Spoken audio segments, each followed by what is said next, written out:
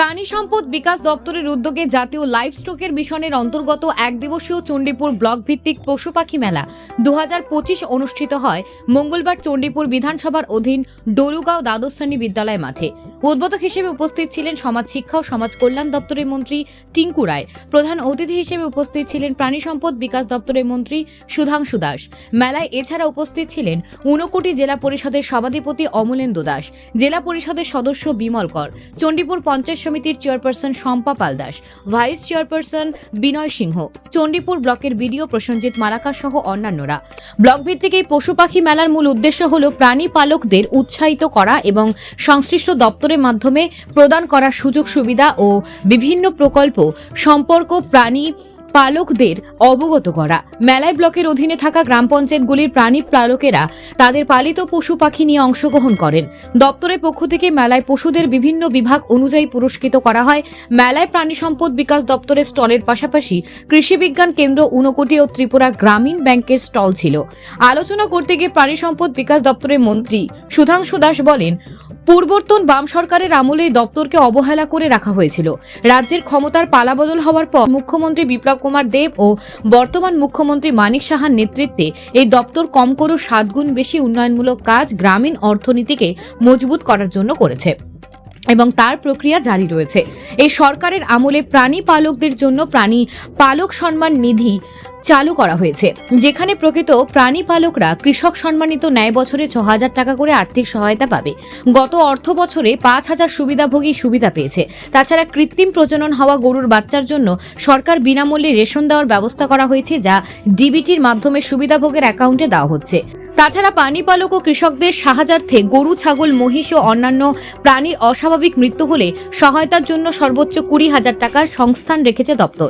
রাজ্যকে দুধ, মাছ, ডিম ইত্যাদিতে শুধু স্বনির্ভর করাই নয়, উৎপাদন বাড়িয়ে যেন বহির্রাজ্যে রপ্তানি করা যায় সেই দিকে কাজ করছে সরকার। চিফ মিনিস্টার বিপ্লব কুমার দেব, বর্তমান চিফ মিনিস্টার প্রফেসর ডক্টর মানিক সাহাজির নেতৃত্বে এই দপ্তর কম করে হলো 7 গুণ বেশি ডেভেলপমেন্ট মূলক কাজ আমাদের গ্রামীণ অর্থনীতিকে মজবুত করার জন্য করেছে এবং তার প্রক্রিয়া জারি রয়েছে।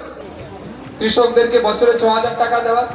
সিমিলারলি আমরা এই সরকারে আমাদের মাননীয় মুখ্যমন্ত্রীর নেতৃত্বে ওনার সহযোগিতায় আমরা চালু করেছি আমাদের রাজ্যে প্রাণী পালক সম্মান নিধি।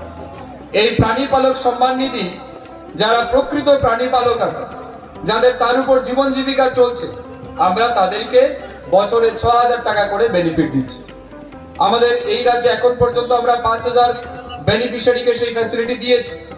এই আগামী অর্থ বছরেও আমরা বাজেটে রেখেছি আরো 5,000 বেনিফিশিয়ারিকে আমরা বছরে 6,000 টাকা করে প্রাণী পালক সম্মান নিধি প্রদান করব। আপনারা চণ্ডীপুরবাসী সত্যি ভাগ্যবান। আমাদের মাননীয় মন্ত্রী এবং আপনাদের বিধানসভার বিধায়ক, তিনি মন্ত্রী হওয়ার পর, বিধায়ক হওয়ার পর প্রতিনিয়ত চণ্ডীপুরের জন্য যেভাবে কাজ করছেন, এটা সত্যি অপ্রত্যাশিত।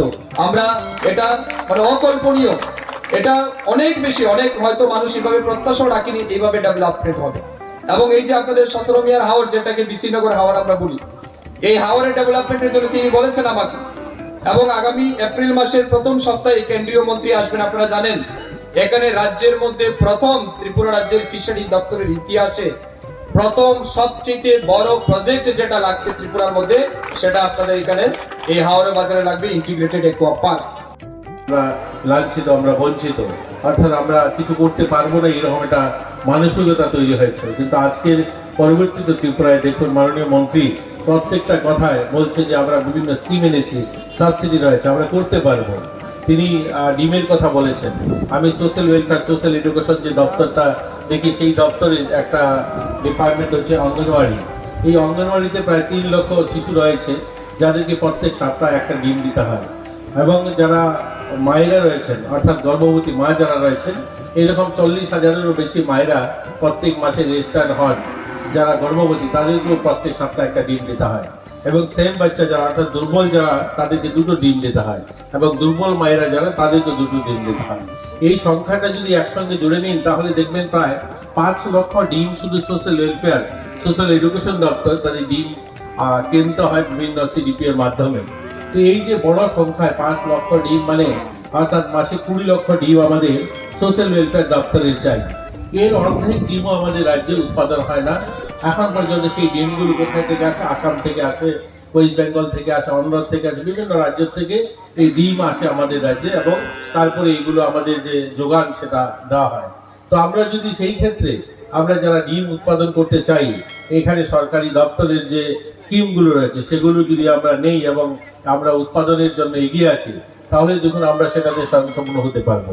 মাংসতে যেমন স্বয়ংসম্পূর্ণ, আমি যতটুকু জানি মাছ এখনো আমাদের রাজ্যে অনেক ইম্পোর্ট করতে হয়, বাইরের থেকে মাছ আসে প্রতিদিন। কৈলাস শহর যে বর্ডারটা রয়েছে, আমরা বাংলাদেশ থেকে মাছ আসে, ওয়েস্ট বেঙ্গল থেকে আসে, অন্ধ্র থেকে মাছ আসে, লখনৌ থেকে মাছ আসে। আমরা যদি মাছে কাজ করতে চাই আমরা করতে পারি। এখানে ইন্টিগ্রেটেড অ্যাকোয়া পার্কের কথা বলা হয়েছে এবং এটা মাননীয় মন্ত্রীকে আমরা ধন্যবাদ জানাবো। আমি ওনাকে যখন বলেছি যে আমাদের এই বিস্তীর্ণ এলাকা বিসিনগরের, যেখানে সেই জমিতে চাষবাস হয় না, এই জমিটা পড়ে আছে, এবং তিনি বলছেন কথা বলে সেটা আমরা একটা বড় স্কিম নিয়ে আসবো। আর তিনি সেই স্কিম কেন্দ্রের সঙ্গে কথা বলে সেই স্কিম নিয়ে এসেছেন এবং একটা বড় অ্যাকোয়া পার্ক নির্মাণ হবে সেটা আশ্বস্ত করেছেন, টাকাও পেয়েছেন। তা নিয়ে আমরা এই এলাকার যারা রয়েছেন, যারা জমির মালিক, আমরা তাদেরকে ধন্যবাদ জানাই, তারা সহযোগিতা করেছেন